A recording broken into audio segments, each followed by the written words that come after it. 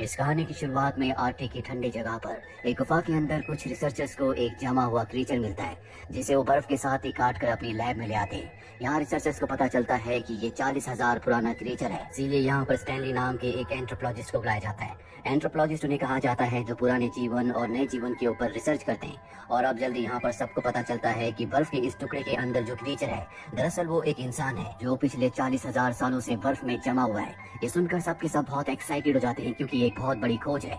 ये तय करते हैं कि ये आइसमैन की बॉडी के टुकड़े करके अलग अलग लैब में भेजेंगे, ताकि उस पर ज्यादा से ज्यादा रिसर्च हो सके। जल्दी ये बर्फ को पिघलाकर आइसमैन को बाहर निकाल लेते हैं, जिसके बाद ये उसकी बॉडी को चेक करते हैं। इन्हें पता चलता है कि उसकी बॉडी के सेल्स ज्यों के त्यों है, वो सब के सब एक्टिवेटेड है, साथ ही उसका ब्रेन भी पूरी तरह से ठीक है। अब ये उसे रिवाइव करना चाहते हैं, इसीलिए उसके हार्ट पर इलेक्ट्रिक शॉक देते हैं और जल्दी आइसमैन जिंदा हो जाता है। लेकिन आइसमैन जब अपने चारों तरफ सभी को मास्क के साथ देखता है तो डर जाता है। वो इनसे छूटने की कोशिश करता है। हालांकि ये उसे नींद का इंजेक्शन लगाने की कोशिश कर रहे होते हैं, लेकिन वो बहुत ज्यादा हिल रहा होता है। और तभी स्टैनली समझ जाता है कि मास्क देखकर वो डर रहा है, इसीलिए वो अपना मास्क हटा देता है, जिसके बाद वो आइसमैन शांत हो जाता है और उसे बेहोश कर दिया जाता है। यहाँ पर जितने भी साइंटिस्ट है वो सब के सब बहुत खुश है, क्योंकि ये एक बहुत बड़ी खोज है। यहीं पर डॉक्टर डियाना भी होती है, जो कहती है कि इस खोज के बाद हमें पता चल चुका है कि इंसानों की बॉडी को हजारों साल तक फ्रीज करके रखा जा सकता है। इसीलिए वो पेशेंट जिनकी बीमारी का इलाज नहीं है, उन्हें हम फ्रीज करके रख सकते हैं, और जब भविष्य में उनकी बीमारी का इलाज आ जाएगा तो हम उन्हें ठीक कर सकते हैं। ये साइंस की मेडिकल की दुनिया में एक चमत्कारी आविष्कार होगा, और ऐसा करने के लिए इन्हें आइसमैन के ऊपर एक्सपेरिमेंट करने होंगे, रिसर्च करना होगा, उसके डीएनए को समझना होगा कि कैसे वो 40,000 सालों तक फ्रीजिंग टेम्परेचर में भी जिंदा रह सका। पर स्टैनली इन सब से सहमत नहीं होता। वो कहता है कि हमें आइसमैन की जीवन शैली को, उनके कल्चर को समझना होगा, ताकि हमें पता लग सके कि कैसे मुश्किल हालातों में भी उनकी बॉडी एडजस्ट हो जाती थी। इसके लिए हमें आइसमैन को उसी माहौल में रखना होगा जिस माहौल में वो रहा करता था, यानी कि जंगल में। डियाना उसकी बात मान जाती है, जिसके बाद आइसमैन के लिए एक माहौल तैयार किया जाता है जो आर्टिफिशियल जंगल होता है। आइसमैन की जब आंखें खुलती है तो वो उस जंगल में अपने आप को पाता है। इसके बाद वो उसी तरह से शिकार करता है जिस तरह से आज से 40,000 साल पहले वो अपने कबीले के साथ किया करता था। आइसमैन अपने प्राकृतिक माहौल में आकर बहुत खुश है। अगले दिन झरने में नहाने के बाद वो मछलियां पकड़ने के लिए जाता है, जहाँ पर उसे एक पाइप दिखता है। पहले उसे सांप समझ लेता है, पर जब वो पाइप को खींचता हुआ आगे बढ़ता है तो वो एक दरवाजे तक पहुंच जाता है। जैसे वो दरवाजा खुलता है तो देखता है कि अंदर बहुत सारे लैब के कर्मचारी हैं, जिन्हें देखकर वो डर जाता है। सारे कर्मचारी भी उसे देखकर डर जाते हैं। आइसमैन को समझ में आ जाता है कि उसके साथ धोखा हुआ है, इसीलिए चिल्लाना शुरू कर देता है, जिसके बाद उसे ट्रैंकुलाइजर से बेहोश कर दिया जाता है। बेहोश करने के बाद उसे लैब में एक्सपेरिमेंट करने के लिए ले जाया जा रहा होता है। तभी वहाँ पर स्टैनली आ जाता है और कहता है कि वो कोई लैब का चूहा नहीं है, वो इंसान है। उसके पास भी इंसान होने के अपने हक है, हमें इस तरह से उसके ऊपर एक्सपेरिमेंट्स नहीं करने चाहिए। वैसे भी तुम सबने मुझे 14 दिन का वक्त दिया था, जो वक्त अभी पूरा नहीं हुआ। इसके बाद आइसमैन को एक बार फिर से उसी के आर्टिफिशियल जंगल में भेज दिया जाता है। स्टैनली अब तय करता है कि वो खुद उस जंगल में जाएगा, ताकि वो आइसमैन के साथ रह सके और जान सके कि उसकी जीवन शैली कैसी थी, कैसे पुराने लोग इतने ज्यादा ताकतवर थे, कैसे वो आग की गर्मी को और शरीर को जमा देने वाली ठंड को बर्दाश्त कर लिया करते थे। अगले दिन वो आइसमैन के पास जाता है। आइसमैन उसके ऊपर हमला कर देता है, पर आइसमैन देखता है कि वो उसी की तरह है, इसीलिए वो उसे छोड़ देता है, क्योंकि आइसमैन को वो बिल्कुल भी खतरनाक नहीं लगता। इसके बाद आइसमैन स्टैनली से कम्युनिकेट करने की कोशिश करता है, लेकिन आइसमैन की भाषा पूरी तरह से अलग होती है, जिसे स्टैनली समझ नहीं पाता, और इशारों से ये एक दूसरे को बहुत सारी बातें समझाते हैं। साथ ही यहाँ पर एक लैंग्वेज एक्सपर्ट को भी लाया जाता है, जो कि आइसमैन की भाषा को, उसके इशारों को समझ सके। दरअसल इस एक्सपर्ट को बहुत सारी पुरानी भाषाओं का ज्ञान है। वहीं स्टैनली और आइसमैन की धीरे धीरे बॉन्डिंग बहुत अच्छी हो जाती है। एक रात को दोनों एक साथ गाना भी गाते हैं, और यहाँ पर जितने भी साइंटिस्ट हैं वो किसी भी कीमत पर जानना चाहते हैं कि आइसमैन 40,000 सालों तक फ्रीजिंग टेम्परेचर में बर्फ के अंदर जिंदा कैसे रहा। इसीलिए बेहोश करके वो उसे लैब के अंदर लाते हैं, जहाँ उसे एक चेंबर में डाला जाता है, और चेंबर का टेम्परेचर धीरे धीरे कम किया जाता है। पर जैसे जैसे टेम्परेचर कम होता है, आइसमैन की हार्ट रेट भी कम होना शुरू हो जाती है, और एक पल ऐसा आता है जब उसकी हार्ट रेट ऑलमोस्ट रुक जाती है। और इससे पहले कि उसकी मृत्यु होती, ये उस मशीन को ऑफ कर देते हैं। इस बार आइसमैन की जान जाते जाते बच जाती है। आइसमैन को उसी आर्टिफिशियल जंगल में छोड़ दिया जाता है, और जब उसके पास स्टैनली जाता है, आइसमैन कहता है कि तुम्हारे साथी मेरे ऊपर अत्याचार करते हैं, इससे तो अच्छा है कि तुम मुझे मार दो।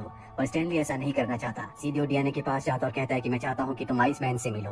हालांकि शुरू में वो डर रही होती है, लेकिन उसके कहने पर वो आइसमैन से अगले दिन मिलने के लिए चली जाती है। आइसमैन उसे देखकर बहुत खुश होता है। वो डियाना के करीब जाने की कोशिश करता है, लेकिन स्टैनली उसे समझा देता है कि डियाना मेरी गर्लफ्रेंड है।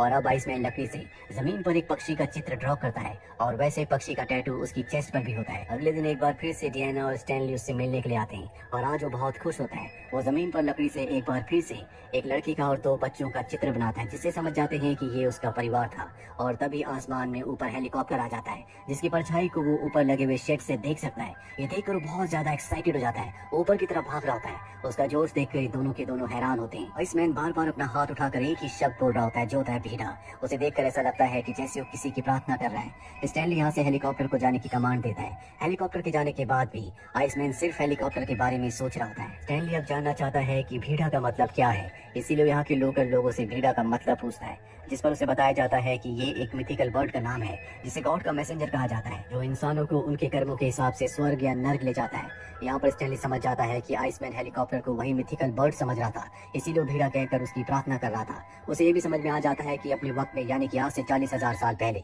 आइसमैन बहुत ही स्पिरिचुअल रहा होगा, और जब आइस एज की शुरुआत हुई तो वहाँ के जानवर और लोग मरने लगे, जिसके बाद आइसमैन ने अपने आप को गॉड को ऑफर किया ताकि उसके बदले गॉड उसके सभी लोगों को छोड़ दे, उसका ट्राइब बच जाए। इसीलिए गुफा में समाधि पर चला गया, जिसके बाद ठंड बढ़ने की वजह से वहीं पर जम गया और अगले 40,000 सालों तक बर्फ के अंदर जमा रहा, और आज भी वो जिंदा है। वही हमें आइसमैन को दिखाया जाता है, जो हेलीकॉप्टर वाले इंसिडेंट के बाद अब स्टैनली से बात करना भी बंद कर देता है। वो अपने शरीर पर किसी तरह के चिन्ह बनाता है। दरअसल वो एक बार फिर से समाधि में जाना चाहता है, क्योंकि उसे नहीं पता कि जब आखिरी बार वो समाधि में गया था तो उसके बाद अब 40,000 साल बीत चुके हैं। हालांकि यहाँ पर हर कोई उसकी मदद करना चाहता है, लेकिन उसकी मदद कैसे की जाए किसी को कुछ नहीं पता। स्टैनली जब उससे मिलकर जाता है तो वो चुप कर देख लेता है कि स्टैनली यहाँ से बाहर कैसे निकलता है, और उसके बाहर निकलने के बाद वो भी इस जगह से बाहर आ जाता है जहाँ पर वो मॉडर्न इंस्ट्रूमेंट्स को देखकर पूरी तरह से डर जाता है। तभी उसके सामने एक वैज्ञानिक आता है। डर में वो उस वैज्ञानिक को जख्मी करके इस लैब से बाहर निकल जाता है, जहाँ वो चारों तरफ बर्फ देखता है। बर्फ देखकर बहुत खुश हो जाता है, और तभी उसे अपने सामने हेलीकॉप्टर दिखता है जो उस जगह पर लैंड करने वाला होता है। वो भागता हुआ हेलीकॉप्टर के पास जाता है, लेकिन हेलीकॉप्टर से उसका सर टकराता है, जिससे वहीं पर बेहोश हो जाता है। आइसमैन को एक बार फिर से पकड़ लिया जाता है, और अब जितने भी रिसर्चर्स होते हैं वो सब तय करते हैं कि वो आइसमैन के ऊपर एक्सपेरिमेंट्स करेंगे। आइसमैन की जिंदगी की उन्हें कोई परवाह नहीं है। हालांकि स्टैनली उन्हें ऐसा करने से मना करता है, लेकिन स्टैनली को इस प्रोजेक्ट से बाहर निकाल दिया जाता है, जिसके बाद वो तय करता है कि वो आइसमैन को यहाँ से किसी भी कीमत पर निकालेगा और उसके प्राकृतिक माहौल में उसे छोड़ देगा। वो आइसमैन को किसी तरह से सबकी नजरों से बचाकर यहाँ से बाहर निकाल लेता है। और अब रिसर्चर्स को पता चल चुका है कि स्टैनली यहाँ से आइसमैन को लेकर निकल चुका है, इसीलिए इन दोनों के पीछे हेलीकॉप्टर को भेजा जाता है। और जब एक बार फिर से आइसमैन को ऊपर आसमान में हेलीकॉप्टर दिखता है तो वो उसकी तरफ भागने लगता है। हालांकि स्टैनली उसे रोकने की कोशिश करता है, लेकिन तभी इन दोनों के बीच की बर्फ धंस जाती है। स्टैनली को अपने सामने कुछ भी नहीं दिखता।